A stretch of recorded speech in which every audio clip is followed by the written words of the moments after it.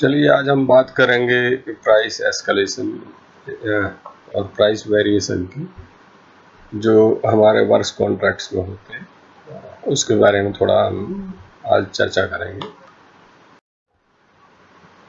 Price escalation जब हम बोलते हैं तो इसका मतलब है कि कोई चीज़ एस्केलेट हो गई है, मतलब उसमें पॉजिटिव वेरिएशन हुआ है कॉस्ट ऑफ कॉन्ट्रैक्ट। मतलब मान लीजिए कि लेबर के या मटेरियल्स के रेट्स बढ़ गए हैं, क्योंकि लास्ट डेट जो लेते हैं इन रेट्स की होता है last date of submission of tender, जिस दिन हम टेंडर जमा करते हैं। और जो कंप्लीशन डेट है हमारी, शेड्यूल डेट ऑफ कंप्लीशन है नॉर्मली, तो उसके मान लीजिए उसमें प्राइस एस्केलेशन क्लॉज है या प्राइस वेरिएशन क्लॉज है।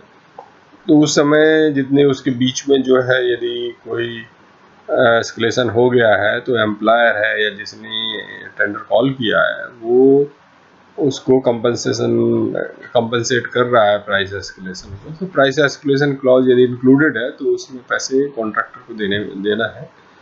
तो ये उसकी कॉन्ट्रैक्ट की कंडीशन होती है, तो उसके बारे में हम बात कर रहे हैं। कभी कभी आपने देखा होगा कि प्राइस एस्केलेशन की जगह प्राइस वेरिएशन लिखा होता है। इसका मतलब ये है कि जो जरूरी नहीं है कि जो प्राइस एस्केलेट ही हो। मान लीजिए सीमेंट के रेट जो है जब टेंडर डाला था उस समय जो है थोड़ी देर के लिए मान लीजिए 100 रुपये थे कोई भी यूनिट मान लीजिए, और बाद में जो है 90 रुपये हो गए, तो जो है वो डिक्रीज हो गया रेट जब एग्जीक्यूट कर रहे हैं वर्क को। तो वो जो है इसका मतलब डिक्रीज भी हो सकते हैं और इंक्रीज भी हो सकते हैं। जब इंक्रीज होते हैं तो प्राइस एस्केलेशन बोलते हैं, और डिक्रीज होते हैं तो वो कम हो गए। इसलिए जो है कॉन्ट्रैक्ट डॉक्यूमेंट में आप लोगों ने देखा होगा कि प्राइस वेरिएशन लिखा होता है। सो दोनों केस हो सकते हैं, मतलब कम भी हो सकते हैं रेट, ज़्यादा भी हो सकते हैं। तो ये तभी क्लॉज एप्लीकेबल होगा जबकि कॉन्ट्रैक्ट में स्टिपुलेट है कि प्राइस वेरिएशन पे किया जाएगा। एंड यदि जो है उसमें लिखा है प्राइस वेरिएशन, तो जब दोनों चाहे पॉजिटिव हो चाहे नेगेटिव हो, वेरिएशन दोनों के लिए एप्लीकेबल होगा। अब ये होता है कि बेस रेट क्या होगी। जब हम कैलकुलेट करेंगे प्राइस वेरिएशन तो क्या लेना चाहिए, तो हमें समझना चाहिए कि जब कॉन्ट्रैक्टर होता है तो अपनी जो बिड जो है सबमिट करता है, तो उस दिन सबमिट करता है, फाइनेंशियल बिड की बात कर रहे हैं, कि जिस दिन जो है उसको last date of submission of tender होती है उस दिन के रेट मालूम होते हैं। तो जो ये डेट जो है एम्प्लॉयर फिक्स करता है। जब टेंडर कॉल होता है तो उसमें लिखा होता है कि last date of submission of tender क्या है। तो जो last date of submission of tender होगा उस तारीख के जो रेट्स होंगे, उस दिन के जो रेट्स होंगे वो कंसीडर किए जाएंगे। तो हो सकता है कि जो है किसी में 2 बिड सिस्टम किया गया हो, जिसमें टेक्निकल बिड भी मांगी हो और फाइनेंशियल बिड भी मांगी हो। तो टेक्निकल बिड और फाइनेंशियल बिड यदि एक साथ मांगी गई हैं तो दोनों डेट एक ही होंगी। लेकिन कई बार क्या होता है कि टेक्निकल बिड की डेट अलग होती है, और जो टेक्निकली क्वालिफाई हो जाते हैं बिडर्स उनसे हम फाइनेंशियल बिड मांगते हैं, या जो है जो टेंडर अथॉरिटी है वो मांग रही है। तो क्या होगा कि जो जो जो डेट ली जाएगी वो डेट ली जाएगी जिस दिन फाइनेंशियल बिड जो है लास्ट डेट ऑफ सबमिशन की जाए, वो जो है उसमें उस दिन की बेस रेट लिए जाए। और हमको पता है कि एक कोई भी वर्ष कॉन्ट्रैक्ट होता है उसमें हजारों आइटम्स होते हैं, सैकड़ों आइटम होते हैं, तो सभी का वेरिएशन तो हम नहीं निकाल सकते हैं। तो क्या करते हैं कि जो मेजर आइटम होते हैं उनकी अलग अलग जो है फॉर्मूले होते हैं, और जो माइनर आइटम होते हैं उन क्लब कर देते हैं, मतलब अदर मटेरियल्स में होता है। इसका मतलब सभी मटेरियल के ऊपर एस्केलेशन या वेरिएशन मिल रहा है, लेकिन वो एक लमसम में मिल रहा है। एंड जो ये कंपोनेंट होते हैं, जो हम कह रहे हैं मेजर कंपोनेंट होते हैं या मेजर मटेरियल्स के लेते हैं, वो क्या होंगे, वो टेंडर जो इनवाइटिंग अथॉरिटीज है वो उसमें स्टिपुलेट करता है। जैसे बिल्डिंग वर्क में अलग होंगे, रोड वर्क में अलग होंगे, रेलवे वर्क में अलग होंगे। और बिल्डिंग वर्क में भी जो है मान लीजिए कि जो है कोई नई बिल्डिंग है, मेंटेनेंस है, या एक बिल्डिंग में मान लीजिए कि स्टील स्ट्रक्चर है तो उसमें जो है अलग हो सकता है, आरसीसी स्ट्रक्चर है उसमें अलग हो सकता है। तो ये कंपोनेंट अलग अलग हो सकते हैं। तो जैसे बताया कि जो मेजर कंपोनेंट अलग अलग मेंशन कर देते हैं, कई बार करते हैं कि 2 ही कंपोनेंट होते हैं, एक मटेरियल्स के लिए और दूसरा लेबर के लिए, ऐसा भी होता है। अब बिल्डिंग की बात करें तो मेजर कंपोनेंट हो सकते हैं सीमेंट, स्टील और लेबर, POL। मान लीजिए कि जो है रोड वर्क है तो उसमें भी हो सकते हैं, बिट्यूमन भी हो सकता है रोड वर्क। और जो बच गए जो है उनको हम क्लब कर देते हैं, जैसे हम लोगों ने अभी डिस्कस किया। तो वेटेज क्या होगा उसमें कंपोनेंट्स का? जनरली जो है कोई वर्क होता है तो उसमें मेंशन किया होता है, CPW में एक A2F फॉर्म होता है, उसमें मेंशन होता है लेबर कितना होगा, मटेरियल्स कितना होगा कंपोनेंट, और कॉन्ट्रैक्टर प्रॉफिट ओवरहेड कितना होगा। तो जनरली वेटेज जो मटेरियल्स का होता है वो 70 to 75 होता है जनरली, और लेबर का कंपोनेंट होता है 25 से 30 होता है, या आजकल मैकेनाइजेशन हो गया है तो 20 भी हो सकता है, तो वो 20 से 25 भी हो सकता है, और वहाँ पर जो है वो 75 से 80 हो सकता है मटेरियल्स का वेटेज। लेबर कंपोनेंट की यदि हम बात करें तो लेबर कंपोनेंट में जनरली देखा गया है कि जो है हम अनस्किल्ड जो वर्कर होता है उनका रेट ले लेते हैं। क्यों लेते हैं? क्योंकि जो है हम यदि जो गवर्नमेंट स्टिपुलेट करती है रेट अनस्किल्ड के, सेमी स्किल्ड के, स्किल्ड के, और यदि हम उसको बेस किसी भी जगह का बेस ले लें और जब उसकी इंक्रीज होती है जनरली सेम परसेंटेज में होती है। तो मान लीजिए इस स्लाइड में दिया है कि अनस्किल्ड की जो है परसेंटेज देखें 2.3% बढ़ गया है, सेमी स्किल्ड का देखें तो वो भी 2.3 है, स्किल्ड का 2.4 है। इसका मतलब जो रेट्स इंक्रीज करती है गवर्नमेंट ऑलमोस्ट सेम परसेंटेज में करते हैं, इसलिए जो है उसमें कोई फ़र्क नहीं पड़ता कि आप बेस अनस्किल्ड का ले रहे हैं और पे भी स्किल्ड का कर रहे हैं, टोटल लेबर पर कर रहे हैं कंपोनेंट पर, तो कोई फ़र्क नहीं पड़ता। इसलिए जो है एक ही ले लेते हैं कि अनस्किल्ड लेबर की जो है कंपोनेंट जो है उसमें वेटेज ले लेते हैं। यानी स्टील की बात करें तो ऐसे ही स्टील में आरी बार्स हो सकती हैं, TMT हो सकती हैं, वाइल्ड स्टील हो सकती हैं। TMT की बात करें तो Fe415 हो सकता है, 500 हो सकता है, 550 हो सकता है, and so on. Then structural steel हो सकता है। तो इसमें हमको ये भी पता है कि स्ट्रक्चरल स्टील के अलग रेट होंगे, आरी बार के अलग होंगे। इवन आरी बार में भी डाया और बार में रेट डिपेंड करता है। 6 mm के अलग होंगे, 8 mm के अलग हो सकते हैं, 20 mm के अलग हो सकते हैं। तो इसलिए जो है और इसके अलावा मैन्युफैक्चरर पे डिपेंड करता है, सेल के रेट अलग हो सकते हैं, तो टाटा के अलग हो सकते हैं। तो और फिर जो है रेट हम साइट पे ले रहे हैं या फैक्ट्री पे ले रहे हैं। तो मुद्दा ये नहीं है कि जो हम किसके ले रहे हैं। जनरली क्या होता है यहाँ भी मार्केट में जो होता है वो रेट्स भी परसेंटेज में लगभग जो है बराबर बढ़ते हैं। तो क्या करना है कि हमें जिस मैन्युफैक्चरर का हम ले रहे हैं बेस रेट, उसी मैन्युफैक्चरर का हमें एस्केलेशन जब पे कर रहे हैं तो उसी मैन्युफैक्चरर का रेट लेना चाहिए। जिस डाया वार का हम जो है ले रहे हैं रेट बेस रेट में, वही जो है एस्केलेशन पे करते समय लेना चाहिए। और ये फैक्ट्री के रेट ले रहे हैं स्टील के तो फैक्ट्री के बाद में लेना चाहिए। इसका मतलब बेस और जब पे कर रहे हैं उनका दोनों बेस बराबर होना चाहिए। और यदि कोई मान लीजिए 6 mm, 12 mm, 20 mm के एवरेज रेट ले रहा है तो बाद में भी जो बेस रेट में लिए हैं तो बाद में भी वही लेना चाहिए। तो वो उससे जो है एक जो है ट्रांसपेरेंसी रहती है रेट में और ठीक से रेट आते हैं। देन सीमेंट में भी देखिए OPC हो सकता है, OPC में भी 33 ग्रेड हो सकता है, 43 ग्रेड हो सकता है, 53 ग्रेड हो सकता है, PPC हो सकता है। तो यहाँ भी वैसे ही करना है जैसे सीमेंट में करते हैं, स्टील में करते हैं, वैसे सीमेंट में ही करना चाहिए।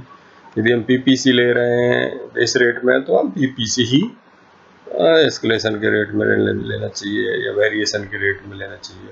ऐसी तरह जो है मान लीजिए OPC 43 ग्रेड ले रहे हैं तो बेस रेट में तो OPC 43 ग्रेड ही बाद में लेना चाहिए जब वर्कआउट कर रहे हैं प्राइस वेरिएशन। और मैन्युफैक्चरर भी सेम होना चाहिए क्योंकि सभी मैन्युफैक्चरर के रेट थोड़े से अलग अलग हो सकते हैं।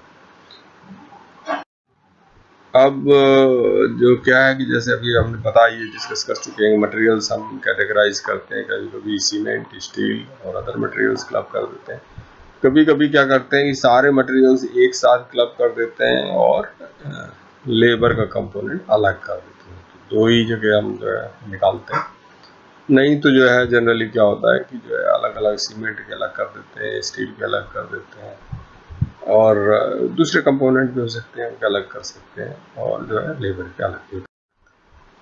फार्मूला जनरली एक जनरलाइज फार्मूला बात करें, ये सारे फार्मूले जो है एग्रीमेंट में दिए होते हैं, कॉन्ट्रैक्ट फॉर्म में दिए होते हैं, बट उसका बेसिक कंसेप्ट है कि जो वेरिएशन होता है उस कॉस्ट का, तो एक जो जितने वर्क में किया गया है, काम कर चुके हैं, तो उसका एक कंपोनेंट लेते हैं, और फिर जो है उसका वेटेज कितना ले रहे हैं उस मटेरियल का, मान लीजिए 25% ले रहे हैं, और बिल जिस समय जो हम पे कर रहे हैं उस समय 100 रुपये का है तो 100 डब्ल्यू वैल्यू होगी, एक्स 25% हो गया, और जिस समय हम ले रहे हैं उस समय का जो है, जिस समय जो एग्जीक्यूट किया काम, तो उस समय का हम जो है प्राइस लेंगे, और जो बेस प्राइस जिस दिन टेंडर इनवाइट किए थे, टेंडर रिसीव किए थे, उसमें माइनस करेंगे, और बेस रेट अगेन टेंडर जिस दिन रिसीव किए थे उसका जो है डिवाइड कर देंगे। तो ये जनरल फार्मूला होता है, तो इसको यूज करते हैं सभी मटेरियल में, सभी लेबर में, कंपोनेंट इसी को फार्मूले यूज करते हैं, बट ये फार्मूले अलग अलग जो है उसमें सभी कॉन्ट्रैक्ट में दिए होते हैं। अब कैलकुलेशन की बात करें तो प्राइस वेरिएशन जो है इसमें भी जो है हम दिया होता है, कॉस्ट ऑफ वर्क पे हम करना पड़ता है। अब इसमें वेरिएशन एक तो जो है वो आइटम हो सकते हैं जो ऑलरेडी कॉन्ट्रैक्ट में दिए हुए हैं, कुछ आइटम्स ऐसे हो सकते हैं जो हमने एक्स्ट्रा आइटम किए या सब्स्टिट्यूट आइटम किए या डेविएशन क्वांटिटीज में की, तो ऐसे आइटम भी हम एग्जीक्यूट कर सकते हैं। तो मान लीजिए कि जो है जो आइटम्स में एक्स्ट्रा आइटम किए या एडिशनल आइटम किए उन पे हमें मार्केट रेट मिल गया है, तो हमें उस पर तो वेरिएशन नहीं मिलेगा, ना देना है। ऐसी सब्सिट्यूट आइटम का कंपोनेंट जो है जिस पर मार्केट रेट दे चुके हैं वो भी नहीं आएगा। मान लीजिए कुछ लिमिट थी डेविएशन की और उसके ऊपर का जितनी क्वांटिटी है वो हमने मार्केट रेट पे कर दिए, तो उस पर भी नहीं आएगा, क्योंकि जो बेसिक आइडिया है कि जो मार्केट में बढ़ गए हैं रेट, एस्केलेट हो गया, उसी पे आएगा। तो या कम हो गया तो भी उस समय वही रेट पे किए गए हैं जो जिस समय एग्जीक्यूशन हुआ, तो उस पर नहीं आएगा। तो इसका मतलब जो है एक तो ये देखना है कि जो जो आइटम्स मार्केट रेट पे होते हैं, एडिशनल सब्स्टिट्यूटेड डेविएटेड क्वांटिटीज के, उस पर जो है हमें ये एस्केलेशन या प्राइस वेरिएशन नहीं पे करना है। अब दूसरा होता है, एक है कॉन्ट्रैक्टर प्रॉफिट और ओवरहेड्स। तो हर कॉन्ट्रैक्ट में ये कंपोनेंट ऐड होता है, कॉन्ट्रैक्टर प्रॉफिट और ओवरहेड। तो जो इसका कंपोनेंट होता है उस पर भी जो है एस्केलेशन पे नहीं होता है, तो जो है ये कंपोनेंट भी उसमें कंसीडर किया जाता है। फिर एडवांसेस हम पे करते हैं, जैसे सिक्योर्ड एडवांस मटेरियल्स पे दिए मान लीजिए, या कोई बिल पे कर दिया एडवांस में, मेजरमेंट नहीं हुआ है, तो क्या होगा कि जब अगली बार जो है जब वो आइटम एग्जीक्यूट होगा जिसके ऊपर हम ऑलरेडी सिक्योर्ड एडवांस दे चुके हैं, तो जिस दिन सिक्योर्ड एडवांस दे चुके हैं कॉन्ट्रैक्टर को, तो उस समय तक तो उसको पेमेंट मिल गया। तो जब तक पेमेंट मिल गया तो इसलिए जो है वो उसको भी हम एडजस्ट कर देते हैं। सो ये एक फिलॉसफी होती है कैलकुलेशन प्राइस वेरिएशन। अब एडवांस जो होते हैं दो तरह के होते हैं, जैसे बताया कि एक सिक्योर एडवांस होता है जो अगेंस्ट मटेरियल्स देते हैं, एक होता है एडवांस पेमेंट जो work done but not measured, तो उसको भी कंसीडर करते हैं। और तीसरा जो है हम इसमें करेंगे extra item, substitute item, deviated items on market. मान लीजिए मार्केट रेट पे इनको हमने नहीं पे किया है, इसको शेड्यूल रेट पे किया है, या हमने उसी रेट पे किया है जिस रेट पर जो है कॉन्ट्रैक्टर ने रेट कोट किए थे, तो उन पर मिलेगा। अब मान लीजिए एक एग्जांपल ले लें कैलकुलेशन में, तो सिक्योर एडवांस क्या होगा, एक cost of materials on which secure advance since previous bill दिया है, मान लीजिए इसका कॉस्ट है S2, और cost of materials recovered since previous bill, उस समय जो हमने जो ऑलरेडी उसमें लग चुके हैं मटेरियल्स, तो उसकी रिकवरी कर रहे हैं, तो वो S1 है। तो जो अभी कंसीडर करेंगे प्राइस एस्केलेशन के लिए वो S2 माइनस S1 करेंगे। ऐसे ही एडवांस पेमेंट में, advance payment made since previous bill C2 है, advance payment record since previous bill C1 है, तो हम जो कंसीडर करेंगे जो अब C2 माइनस C1 करेंगे। Extra item, subsidy item, debited items जो हैं, जो पेड है मार्केट रेट पर, मान लीजिए उनका कॉस्ट ई है सिंस प्रीवियस बिल, तो वो भी जो है हम कंसिडर करेंगे। तो अमाउंट ऑफ द बिल के कितना हो जाएगा सिंस प्रीवियस बिल, तो प्रेजेंट ग्रॉस बिल अमाउंट और लास्ट का जो बिल था ग्रॉस प्रीवियस बिल अमाउंट, उसको जो मान लीजिए A2 माइनस A1 है, ये प्रेजेंट A2 है और पुराना वाला A1 है, तो A2 माइनस A1 होगा। तो किस अमाउंट पर जो है हम देंगे, अब कैलकुलेट करेंगे प्राइस वेरिएशन, वो होगा अमाउंट की बात कर रहे हैं हम सिर्फ, तो वो होगा A2 minus A1 plus S2 minus S1 plus C2 minus C1 और जो माइनस कर दिया E जो मार्केट रेट के आइटम्स है। अब क्या है कि जो है मान लीजिए कि कॉन्ट्रैक्ट प्रॉफिट और ओवरहेड हमने 15% कंसीडर किया है, तो जो हमने अभी कह रहे थे किस पर कंसीडर करेंगे, वो 15% जो है उसमें से माइनस करना है, इसका मतलब 85% जो बिल अमाउंट है उसमें मिलेगा। प्राइस एस्केलेशन या वेरिएशन जो कंसीडर किया जाएगा, जिसको कैलकुलेट किया जाएगा, वो होगा 0.85 इंटू टी, जो अभी हमने टी पहले कह रहे थे, जो बिल अमाउंट आया था। इस तरह से हम जो है ये प्राइस एस्केलेशन कैलकुलेट करते हैं, और प्राइस एस्केलेशन या प्राइस वेरिएशन जो हम बात कर रहे हैं, वो हम बात कर रहे हैं कि जो है हम यदि जो है वो कॉन्ट्रैक्ट में प्रोविज़न है। जनरली क्या होता है, कई बार कॉन्ट्रैक्ट में प्रोविज़न नहीं कर रहे हैं, और मेरा अपना मानना है कि मुश्किल होता है कॉन्ट्रैक्टर को असेस करना है कितना प्राइस वेरिएशन हो जाएगा फ्यूचर में, क्योंकि फ्यूचर के बारे में कोई नहीं जानता। तो जो है, और एम्प्लॉयर के लिए भी मान लीजिए कभी जो है कम हो सकता है, कभी ज़्यादा हो सकता है, और यदि मान लीजिए उसने जो है फ्यूचर में जो है सोचा है कि वेरिएशन एक्स है और जो है एक्चुअल में वाई होता है, तो भी जो है डिफरेंस जो है, कभी जो है ये एम्प्लॉयर के लिए जो है हो सकता है कि जो है ज़्यादा पे किया हो, उसको कई बार हो सकता है कम पे किया हो। तो दोनों की इंटरेस्ट में है कि प्राइस एस्केलेशन या प्राइस वेरिएशन क्लॉज हर कॉन्ट्रैक्ट का पार्ट हो, जिससे कि क्योंकि हम कहते हैं ये कंपनसेशन टाइप का पेमेंट है ये, इसलिए जो है चाहे वो जिस कॉन्ट्रैक्टर अमाउंट का वर्क हो, वो उसमें जो है इंक्लूड कर लेना चाहिए। ख़ास तौर से जो कंस्ट्रक्शन कॉन्ट्रैक्ट्स हैं उसमें तो इंक्लूड कर ही लेना चाहिए, सो ज़्यादा अच्छा है। बट कई बार देखा है कि एम्प्लॉयर जो होता है गवर्नमेंट कॉन्ट्रैक्ट्स खास तौर से, वो लोग अवॉइड करते हैं कि जो है ये इसमें इंक्लूड नहीं करें, बट धीरे धीरे जो है समझ में आने लगा है डिपार्टमेंट्स को कि इसमें कंसिडर करना चाहिए। तो देखें क्या होता है, बट खास तौर से मैं जो बात कर रहा हूँ आइटम रेट परसेंटेज टेंडर की बात कर रहा हूँ, उसमें जो है ये इंक्लूड करने की बात चलती रहती है। बट जैसे मैंने कहा कि जो है जो जो डिपार्टमेंट्स हैं उसमें कई लोगों को हम जो है इंक्लूड नहीं करते हैं। सो पहले कुछ डिपार्टमेंट है वो 6 महीने से ज़्यादा कॉन्ट्रैक्ट पीरियड है तो इंक्लूड करते हैं, कुछ डिपार्टमेंट है 18 महीने से ज़्यादा पीरियड है तो इंक्लूड करते हैं, कुछ लोग कुछ जो है डिपार्टमेंट वो करते हैं।